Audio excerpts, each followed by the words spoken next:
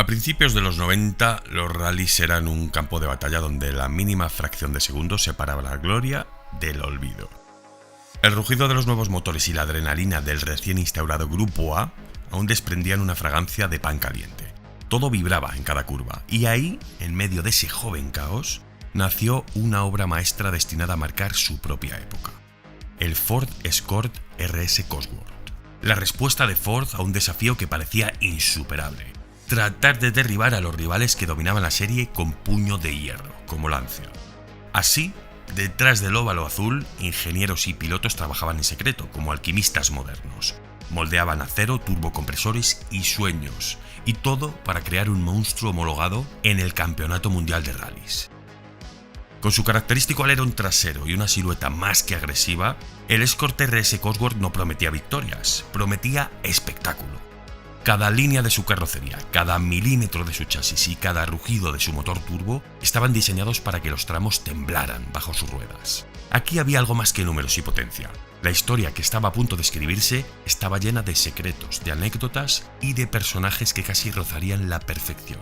Porque el Escort RS Cosworth no se limitaba a competir, estaba a punto de redefinir lo que un coche de rally podía ser y significar.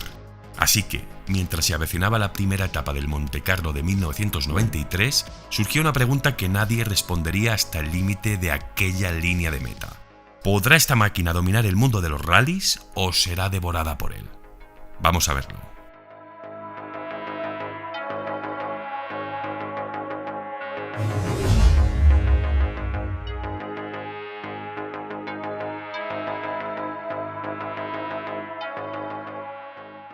La historia de Ford RS Cosworth comienza en la sombra del Sierra RS Cosworth, valga la redundancia, una máquina que protagonizó muchísimos rallies en los años 80, ¿no? Sin embargo, en 1992 la producción del Sierra llega a su fin, dejando un vacío en el corazón de Ford Motorsport. La FIA, aquí, ojo a este dato, aún exigía una producción mínima de 5.000 unidades para homologar el vehículo en el Grupo A, y el Sierra ya había dejado de cumplir ciertos requisitos, ciertos estándares. Entonces, la presión era palpable. Ford aquí necesitaba un sucesor que no solo mantuviera el legado, sino que lo superara. Tarea compleja, cuanto menos, superar el Sierra. En este contexto, Ford Motorsport, bajo la dirección de Colin Dobinson, toma una decisión audaz: desarrollar un nuevo modelo de competición basado en el Escort de quinta generación. Y este proyecto tenía como objetivo crear un vehículo que no solo fuera competitivo en los rallies, que era prácticamente lo básico, sino que también pudiera ser homologado bajo la normativa Grupo A. Para el desarrollo del motor, Ford recurre a su socio de confianza, Cosworth. La firma británica, reconocida por su experiencia en la ingeniería de alto rendimiento, fue responsable de diseñar una nueva evolución del motor turbo que impulsaría al Escort RS Cosworth. Tendría un mejor par, un turbo más grande y una electrónica totalmente renovada. Y así, en las entrañas de Northampton, en las salas de Cosworth, comenzaba a gestarse una leyenda. Llegamos a un punto en el que los ingenieros de SVE, el departamento interno de Ford Europa creado para diseñar y desarrollar vehículos especiales de alto rendimiento, se enfrentaban a un dilema. Los niveles evolutivos del Grupo A le exigían a Ford un concepto mucho más moderno, más ágil y más potente. Y para abordar este reto, Ford había lanzado un proyecto secreto bajo el nombre en clave ACE14. No era un simple código, era el reflejo de la ambición de Ford por combinar ingeniería avanzada y rendimiento extremo sobre un coche compacto. Cada decisión, desde la selección del motor hasta la geometría del chasis, se tomaba dentro de los parámetros establecidos en la carpeta ACE14. Era un código que estaba presente en todos los planos, informes internos y prototipos, sirviendo como hilo conductor que unía a los ingenieros, diseñadores y pilotos de pruebas en torno a un objetivo común: crear un vehículo que pudiera desafiar los tramos más complejos del WRC y al mismo tiempo, muy importante, convertirse en un ícono de la historia del automovilismo. Este proyecto además también marcó las bases del nuevo motor Cosworth Turbo, de la tracción integral y de las innovaciones aerodinámicas que más tarde definirían la personalidad única del Escort RS. Era plantar la semilla de una leyenda, un nombre que aún a día de hoy los historiadores del motorsport mencionan como el origen de uno de los coches de rally más icónicos de los años 90. Así que todo estaba en marcha, y ahora Ford necesitaba una carrocería que no solo fuera visualmente atractiva, sino que también ofreciese una aerodinámica superior. La responsabilidad de este desafío recae en MGA Developments, una empresa de diseño ubicada en Coventry, Inglaterra. Bajo la dirección de Stephen Harper, MGA se encarga del diseño exterior de todo el vehículo. Harper, con su experiencia en el diseño de vehículos para marcas como Rolls-Royce y Bentley, aporta una visión única a este proyecto. Pero la guinda del pastel, su alerón trasero, escondía mucho más, y aparte tuvo un autor muy especial, un autor distinto. Ahora os lo voy a contar con detalle. Bueno, la evolución de todo el proyecto estaba siendo supervisada por John Wheeler, ingeniero jefe de Ford Motorsport en ese momento.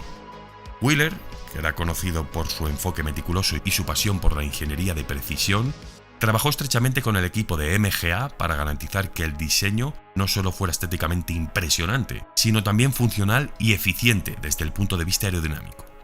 El resultado de esta colaboración fue una carrocería que no solo cumplía con los requisitos técnicos del Grupo A, sino que también se convirtió en un icono visual del automovilismo. No había ningún compacto igual en el mercado, fijaros. El Escort RS Cosworth, con su diseño distintivo y su rendimiento excepcional, dejó una marca indeleble en la historia del automóvil. Pero sin embargo, el verdadero genio de toda esta ingeniería residía en su chasis, porque para alojar el nuevo motor Cosworth, junto con el sistema de tracción integral, se adoptó el piso del Ford Sierra Sapphire 4x4. No fue una decisión meramente técnica, fue una declaración de que no estaban fabricando solamente una versión mejorada del Escort. Estaban reinterpretando de la manera más radical, más visceral, lo que un coche de rally podía ser. Dicho esto, ahora el chasis Sapphire modificado no solo permitía la instalación del nuevo motor longitudinal y la tracción integral, sino que también ofrecía una rigidez estructural superior que era esencial para soportar las fuerzas extremas de la competición de los rallies. Las vías delanteras y las traseras fueron ensanchadas, y la suspensión fue reforzada y ajustada para ofrecer un equilibrio perfecto entre estabilidad y agilidad. Esta fusión entre el Escort y el Sierra resultó en una máquina de rally formidable, pero ahora debía mantenerse pegada al suelo. Y es aquí justo cuando aparece el lápiz mágico de Frank Stevenson, el diseñador británico encargado de dar a luz el icónico alerón trasero de cola de ballena. Stevenson, trabajando desde 1989 en el estudio de MGA Developments en Coventry, combinó la ciencia y el arte para dar forma a este alerón. Su inspiración procedía nada menos que de los triplanos de la Primera Guerra Mundial. Aquí la misión era que el alerón proporcionara presión constante sobre el eje trasero, manteniendo la estabilidad del coche a velocidades extremas sin sacrificar la agilidad en las curvas. Cada ángulo y cada curvatura fueron probados en túneles de viento y ajustados bajo la supervisión de John Wheeler de Ford Motorsport, asegurando que el coche se comportara como un reloj suizo incluso en las carreteras más traicioneras. Y complementando este diseño, se incorporó también un splitter delantero, que empujaba el aire hacia los lados y el suelo, generando carga sobre el eje delantero y equilibrando la fuerza del alerón trasero. Juntos, estos elementos permitían que el Escort RS Cosworth respirara y atacara cada curva con total precisión. El resultado fue un diseño que trascendió lo meramente funcional. El alerón de Stevenson se convirtió en un icono visual reconocible al instante, ¿no? Y al mismo tiempo en un elemento clave de la ingeniería Escort RS Cosworth. Y ahora llegamos a otro punto importante, porque antes de que M Sport se convirtiera en la leyenda que todos conocemos hoy en día, hubo un hombre que ya estaba dejando su huella en el Ford Escort RS Cosworth: Malcolm Wilson. No era el diseñador, no estaba detrás de los planos ni de la concepción de este vehículo, pero sí estaba al volante de su desarrollo. Su instinto, su experiencia y su sensibilidad como piloto ayudaron a afinar un coche que estaba destinado a marcar una época en el mundo de los rallies. Dicho esto, el chasis del Escort RS Cosworth nacería en los laboratorios de Ford Motorsport en Boreham, y era una creación británica, como quien dice, ¿no?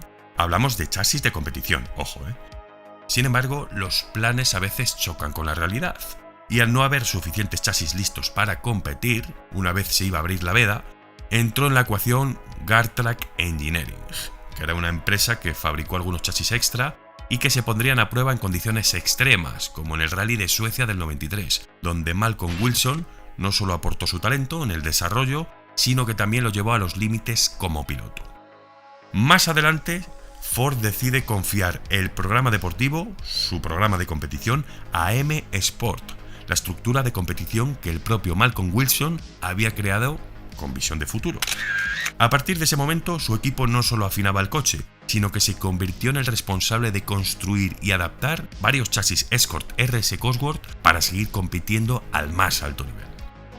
¿Y qué pasa ahora? Pues que vamos a abrir el capó, y lo primero que nos golpea es una maquinaria casi perfecta que late bajo este metal, ¿no? El motor Cosworth YBT, un 4 cilindros en línea de 2 litros y 16 válvulas, pensado para rugir en los tramos más exigentes del Mundial de Rally. Era un prodigio de la ingeniería esto, era una evolución, obviamente, del motor Sierra, un bloque de fundición gris que le confería una resistencia extraordinaria para soportar las presiones de sobrealimentación sin comprometer la integridad estructural. Y es que justo su relación de compresión, cuidadosamente calibrada en 8,0 a 1, evitaba el riesgo de detonaciones, asegurando potencia y fiabilidad incluso al límite de la competición. Este conjunto es muy curioso porque respiraba gracias a un turbo híbrido Garrett. Ojo con la palabra híbrido, no malinterpretar. Porque digo híbrido precisamente porque tenía partes internas de un T3 y de un T04B. Es decir, una combinación de ambos turbos que optimizaba el flujo de aire y maximizaba la eficiencia del motor. En este caso, capaz de entregar 227 caballos a 6.250 revoluciones y un par motor de 304 Nm a 3.500. Esto para un peso que oscilaba entre los 1.275 kilos, más o menos. Aquí, cada explosión de energía estaba gestionada por electrónica Weber Marelli y AWP8, que controlaba tanto la inyección como el encendido, y así se exprimía cada gota de rendimiento sin comprometer fiabilidad. Bueno, estamos ante un motor que por debajo de las 4.000 estaba muy poco lleno, ¿no? Su zona dulce estaba entre las 5.000 y las 7.000 revoluciones, donde respiraba mejor y la turbina trabajaba a plena eficiencia.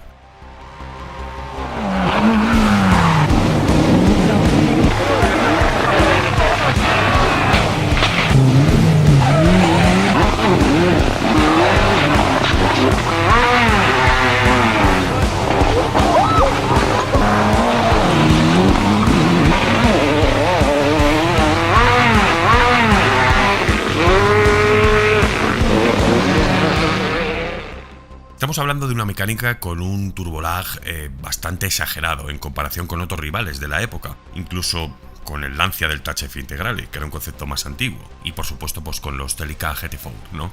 Y aparte también siempre se ha dicho que tenían bastante sensibilidad térmica, es decir, necesitaban una refrigeración muy bien controlada estos motores. Eran motores también, además de mucho par, de un par bastante alto, pero muy concentrado. Es decir, exigía un pilotaje bastante agresivo, un uso constante del cambio para mantenerlo en la franja buena. La caja de cambios MT75 de 5 velocidades hacía de vínculo directo entre el piloto y la máquina. Cada cambio era preciso, cada marcha diseñada para sacar el máximo provecho de las curvas. Y bajo el chasis, la tracción integral permanecía rebatiendo la fuerza en un 34% al eje delantero y un 66% al trasero. Control absoluto y estabilidad incluso al límite de adherencia. Teníamos también una suspensión independiente en ambos ejes, con amortiguadores ajustables que mantenían el contacto con el suelo filtrando irregularidades sin sacrificar la precisión de la dirección. Bueno, el Escort RS Cosworth nació con un propósito claro: conquistar los rallies del Grupo A. Ya está. Y para ello Ford debía cumplir con las estrictas normativas de homologación de la FIA, que justo, tuvieron suerte, el 1 de enero de 1993 se habían reducido de 5.000 a 2.500. Como os digo, fue todo un alivio para los fabricantes, pero que en el caso de Ford y del Escort en concreto no supuso ningún tipo de problema. Veréis, la producción comienza en febrero de 1992 en la planta de Karmann en Rheine, Alemania. Los primeros 2.500 vehículos fabricados fueron denominados como Homologation Specials y se completaron antes de aquel 1 de enero de 1993, fecha límite impuesta por la FIA para cumplir con los requisitos Grupo A. Bueno, todos estos vehículos estaban equipados con un motor Cosworth YBT de 2 litros y con el turbo Garrett híbrido y por supuesto tracción integral permanente. Pero a pesar de haber alcanzado el número mínimo de unidades para la homologación, la demanda del mercado fue tan alta que Ford continuó produciendo unidades con el mismo turbo grande hasta junio de 1994. A partir de esa fecha se introdujo una versión con un turbo más pequeño y un sistema de gestión electrónica revisado. En total, entre 1992 y 1996 se fabricaron 7.145 unidades del Escort RS Cosworth. Estas se distribuyeron en dos versiones principales, la base, orientada a la competición y con equipamiento básico, obviamente, y la Lux, que ofreció el mayor nivel de confort y equipamiento para su uso en carretera. Estos ya tenían elevalunas, aire acondicionado, radio, etc. Y por ende, también un mayor peso. Llegó el debut en el Campeonato Mundial de Rally y fue en el Montecarlo de 1993. En esta prueba, François Delecourt al volante lideró la clasificación hasta que la última noche, con algunos problemas mecánicos en los tramos de Turigny, le impidieron asegurarse la victoria, así que finalizó en segunda posición. Miki Biasion, su compañero de equipo, concluyó tercero, demostrando el potencial inmediato de este vehículo. A lo largo de la temporada 93, el Escort RS Cosworth demostró competitividad al lograr algunas victorias en diferentes pruebas del calendario. Delecourt se adjudicó el Rally de Portugal y de Córcega, mientras que Biasion consiguió la victoria en el Acrópolis. Y además, Franco Cúnico, en un Escort privado, coronaban el San Remo, destacando también el rendimiento de los pilotos privados y de las unidades privadas, obviamente. A lo largo de su participación en el Campeonato Mundial de Rallys, el Escort RS Cosworth fue pilotado por destacados pilotos como Delecourt, Biasion, Tommy Mäkinen e incluso Carlos Sainz, el Repsol mítico, ¿no? Pero con el cambio de las regulaciones FIA, en 1997, se introdujeron los conceptos World Rally Car y el Escort RS Cosworth Grupo A dejó de ser competitivo en su configuración original. Así que, para adaptarse a las nuevas normativas, Ford desarrolla el Escort WRC, un vehículo completamente nuevo, entre comillas, basado en el Escort RS Cosworth, pero, como os digo, con modificaciones bastante significativas. A ver, el Grupo A obligaba a Ford a mantenerse fiel a su versión de producción, el motor turbo con restrictor, tracción integral basada en el modelo de calle, las suspensiones limitadas a las geometrías originales y obviamente la aerodinámica casi idéntica a la del vehículo de serie.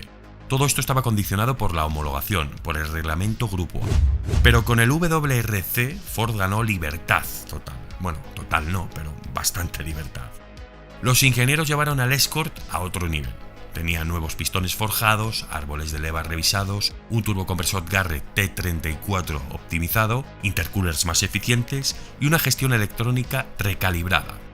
La potencia saltó hasta los 300 caballos y el par alcanzó los 490 Nm, liderando una fuerza que se sentía instantáneamente en cada aceleración.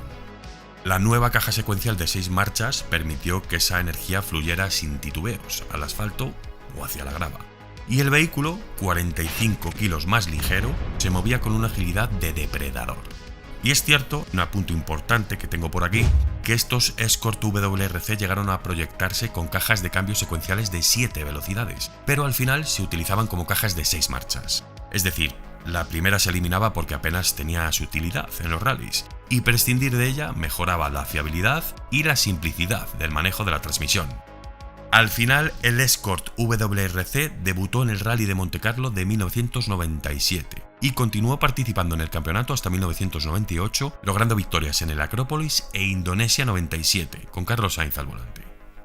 Al final, no sé si se puede decir que es un final feliz, porque el Escort WRC, o el Grupo A, no conquistaron ningún campeonato mundial, pero eso no le quita ni un ápice de grandeza a este modelo, ¿no? Y es que quizás es de los pocos modelos a los que eso no le ha importado, ni tampoco a su estatus. En este coche no importan los títulos, sigue siendo quien es, ¿no? Sigue teniendo su corona. Bueno, no sabéis las ganas que le tenía a este vídeo. Me encanta este coche, es precioso. Es que un Escort simplemente 3 puertas, ya me encantaba, ¿no? Este modelo en su día. Así que imaginaros este aparato, ¿no? Y también os presento mi página de Patreon, que es un apoyo directo para que el canal sobreviva y pueda seguir dedicándome a crear contenido. Porque, como ya os comentaba esta semana, en mis redes la cosa está bastante complicada. YouTube no está poniendo las cosas nada fáciles y os cuento cómo está la situación en general en un mensaje más personal que tenéis ahí en Patreon. Allí tendréis acceso a contenido exclusivo como imágenes inéditas, textos con información más compleja, imágenes de anuarios, fichas técnicas, comparativas de revistas, láminas de diferentes libros de toda mi colección y además tendréis acceso anticipado a todos los vídeos y participación directa en encuestas y elección de ciertos vídeos. He creado un chat además ahí dentro y ya iremos viendo cómo funciona para que podamos tener un trato más personal. Todo esto estará disponible para los que os hagáis Patreon. Es voluntario, por supuesto, y os estaré enormemente agradecido a todos los que decidáis colaborar y al resto, por supuesto, también con cada gesto, con cada comentario y con cada like, a los miembros del canal que están contribuyendo muchísimo a que esto pueda seguir adelante. Mil gracias, de verdad. Intentaré por todos los medios que esta comunidad pueda prosperar, como sea, hasta el final. Así que gracias a todos de corazón. Nos vemos a las 21:00, como siempre. Un abrazo.